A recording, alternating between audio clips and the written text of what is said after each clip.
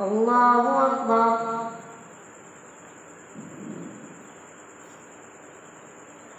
الحمد لله رب العالمين الرحمن الرحيم مالك يوم الدين إياك نعبد وإياك نستعين اهدنا الصراط المستقيم صراط الذين أنعمت عليهم غير المغضوب عليهم ولا الضالين. صاد والقرآن الذكر بل الذين كفروا في عزة وشقاق كم أهلكنا من قبلهم من قرن فنادوا ولا تحين مناص وعجبوا أن جاءهم منذر منهم وقال الكافرون هذا ساحر كذاب أجعل الآلهة إلها واحدا إن هذا لشيء عجاب. وانطلق الملأ منهم أن امشوا واصبروا على آلهتكم إن هذا لشيء يراد ما سمعنا بهذا في الملة الآخرة إن هذا إلا اختلاق أأنزل عليه الذكر من بيننا بل هم في شك من ذكري بل لما يذوقوا عذاب أم عندهم خزائن رحمة ربك العزيز الوهاب أم لهم ملك السماوات والأرض وما بينهما فليرتقوا في الأسباب جند ما هنالك مهزوم من الأحزاب كذبت قبلهم قوم نوح وعاد وفرعون ذو الأوتاد وثمود وقوم لوط وأصحاب الأيكة أولئك الأحزاب إن كل إلا كذب الرسل فحق عقاب وما ينظر هؤلاء إلا صيحة واحدة ما لها من فواق وقالوا ربنا عجل لنا قسطنا قبل يوم الحساب اصبر على ما يقولون واذكر عبدنا داود ذا الأيد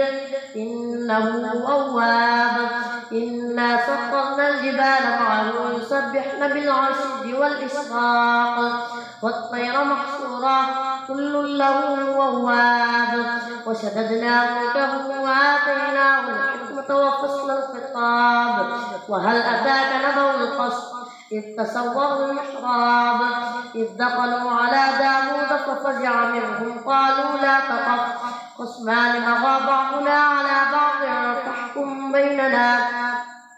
فاحكم بيننا بالحق ولا تشطط واهدنا إلى سواء الصراط إن هذا أخي له 99 نعجة ولي نعجة واحدة فقال أكفلنيها وعزني في الخطاب قال لقد ظلمك بسؤال نعجتك إلى نعاجه وإن كثيرا من الخلطاء ليبغي بعضهم على بعض إلا الذين آمنوا وعملوا الصالحات وقليل ما هم وظن داود أنما فتناه فاستغفر ربه وخر راكعا وأناب. الله أكبر.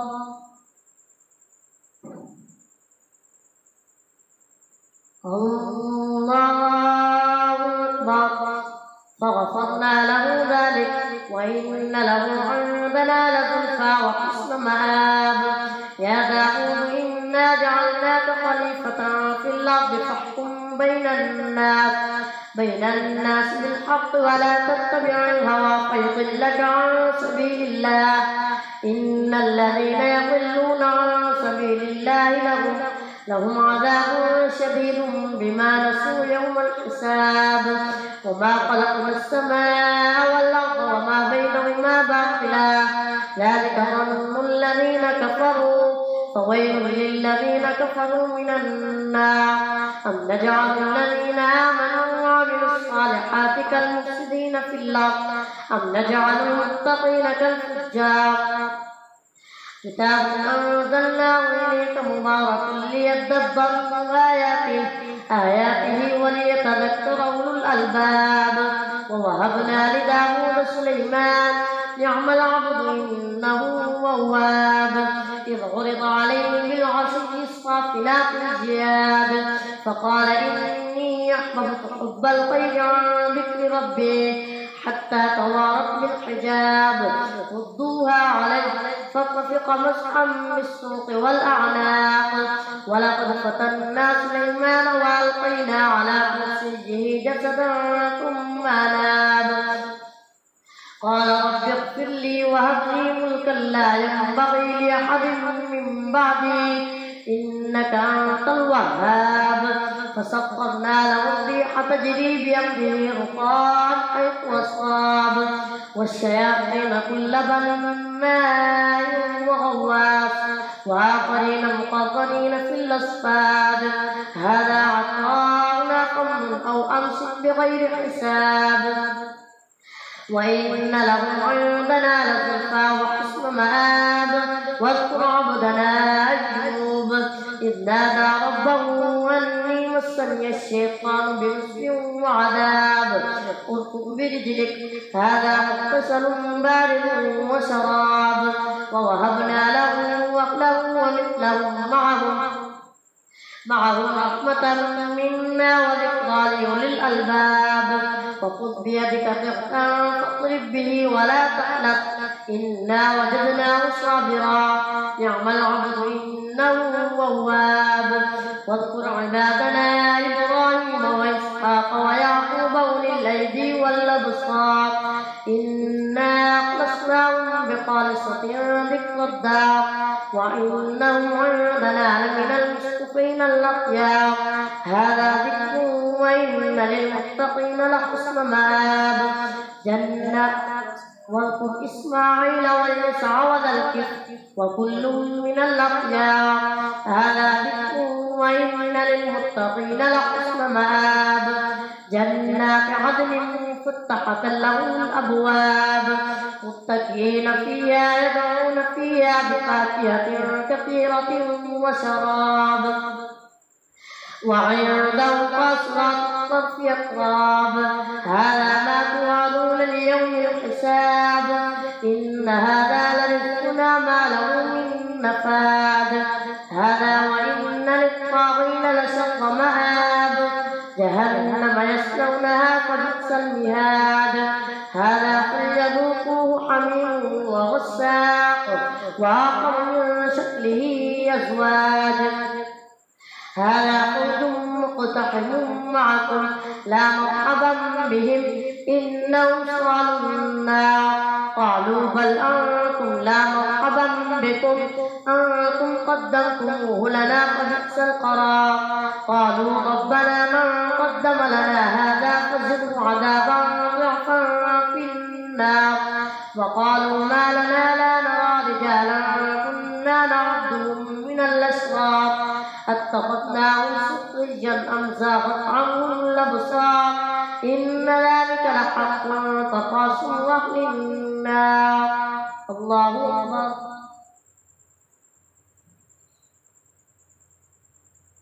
سمع الله لمن حمده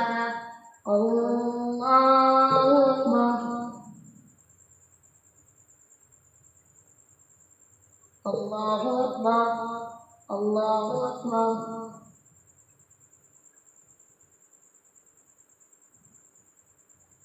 الله أكبر الحمد لله رب العالمين الرحمن الرحيم مالك يوم الدين إياك نعبد وإياك نستعين اهدنا الصراط المستقيم صراط الذين أنعمت عليهم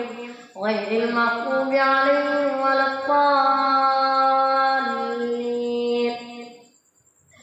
قل إنما أنا منذر وما من إله إلا الله الواحد القهار رب السماوات والأرض وما بينهما العزيز الغفار قل هو نبأ عظيم أنتم عنه معرضون ما كان لي من علم بالملأ الأعلى إذ يختصمون إن يوحى إلي إلا أنما أنا نذير مبين إذ قال ربك للملائكة إني خالق بشرا من طين فإذا سويته ونفخت فيه من روحي فقعوا له ساجدين فسجد الملائكة كلهم أجمعون إلا إبليس استكبر وكان من الكافرين قال يا إبليس ما منعك أن تسجد لما خلقت بيدي أستكبرت أم كنت من العالين قال أنا خير منه خلقتني من نار وخلقته من طين قال فاخرج منها فإنك رجيم وإن عليك لعنتي إلى يوم الدين قال رب فأنظرني إلى يوم يبعثون قال فإنك من المنظرين إلى يوم الوقت المعلوم قال فبعزتك لأغوينهم أجمعين إلا عبادك منهم المخلصين قال فالحق والحق أقول لأملأن جهنم منك وممن تبعك منهم أجمعين قل ما أسألكم عليه من أجر وما أنا من المتكلفين إن هو إلا ذكر للعالمين ولتعلمن نبأه بعد حين تنزيل الكتاب من الله العزيز الحكيم إنا أنزلنا إليك الكتاب بالحق فاعبد الله مخلصا له الدين ألا لله الدين الخالص والذين اتخذوا من دونه أولياء ما نعبدهم إلا ليقربونا إلى الله زلفى إن الله يحكم بينهم فيما هم فيه يختلفون إن الله لا يهدي من هو كاذب كفار لو أراد الله أن يتخذ ولدا لاصطفى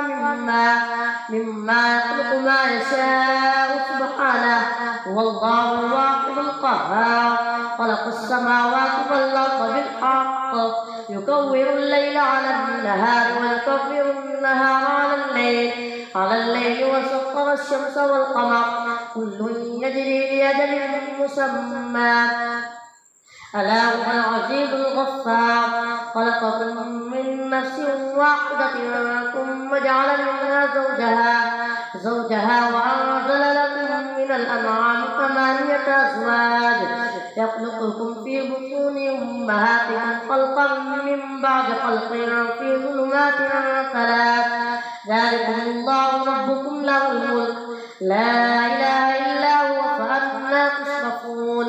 إن تكفروا فإن الله غني عنكم ولا يرضى لعباده الكفر وإن تشكروا يرضه لكم ولا تزر وازرة وزر أخرى ثم إلى ربكم مرجعكم فينبئكم بما كنتم تعملون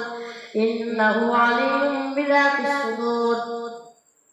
وإذا مس الإنسان ضر دعا ربه منيبا إليه ثم إذا خوله نعمة منه نسي ما كان يدعو إليه من قبل وجعل لله أندادا ليضل عن سبيله قل تمتع بكفرك قليلا إنك من أصحاب النار أمن هو قانت آناء الليل ساجدا وقائما يحذر الآخرة ويرجو رحمة ربه قل هل يستوي الذين يعلمون والذين لا يعلمون إنما يتذكر أولو الألباب قل يا عباد الذين آمنوا اتقوا ربكم للذين أحسنوا في هذه الدنيا حسنة وأرض الله واسعة إنما يوفى الصابرون أجرهم بغير حساب قل إني أمرت أن أعبد الله مخلصا له الدين وأمرت لأن أكون أول المسلمين قل إني أخاف إن عصيت ربي عذاب يوم عظيم قل الله أعبد مخلصا له ديني فاعبدوا ما شئتم من دونه قل إن الخاسرين الذين خسروا أنفسهم وأهليهم يوم القيامة ألا ذلك هو الخسران المبين لهم من فوقهم ظلل من النار ومن تحتهم ظلل ذلك يخوف الله به عباده يا عباد فاتقون والذين اجتنبوا الطاغوت أن يعبدوها وأنابوا إلى الله لهم البشرى فبشر عباد الذين يستمعون القول فيتبعون أحسنه أولئك الذين هداهم الله وأولئك هم أولو الألباب أفمن حق عليه كلمة العذاب أفأنت تنقذ من في النار لكن الذين اتقوا ربهم لهم غرف من فوقها غرف مبنية تجري من تحتها الأنهار وعد الله لا يخلف الله الميعاد ألم تر أن الله أنزل من السماء ماء فسلكه ينابيع في الأرض ثم يخرج به زرعا مختلفا ألوانه ثم يهيج فتراه مصفرا ثم يجعله حطاما إن في ذلك لذكرى لأولي الألباب أفمن شرح الله صدره للإسلام فهو على نور من ربه فويل للقاسية قلوبهم من ذكر الله أولئك في ضلال مبين الله نزل أحسن الحديث كتابا متشابها مثانية تقشعر منه جلود الذين يخشون ربهم ثم تلين جلودهم وقلوبهم إلى ذكر الله ذلك هدى الله يهدي به من يشاء ومن يضلل الله فما له من هاد أفمن يتقي بوجهه سوء العذاب يوم القيامة وقيل للظالمين ذوقوا ما كنتم تكسبون كذب الذين من قبلهم فأتاهم العذاب من حيث لا يشعرون فأذاقهم الله الخزي في الحياة الدنيا ولعذاب الآخرة أكبر لو كانوا يعلمون ولقد ضربنا للناس في هذا القرآن من كل مثل لعلهم يتذكرون قرآنا عربيا غير ذي عوج لعلهم يتقون ضرب الله مثلا رجلا فيه شركاء متشاكسون ورجلا سلما لرجل هل يستويان مثلا الحمد لله بل أكثرهم لا يعلمون إنك ميت وإنهم ميتون ثم إنكم يوم القيامة عند ربكم تختصمون الله أكبر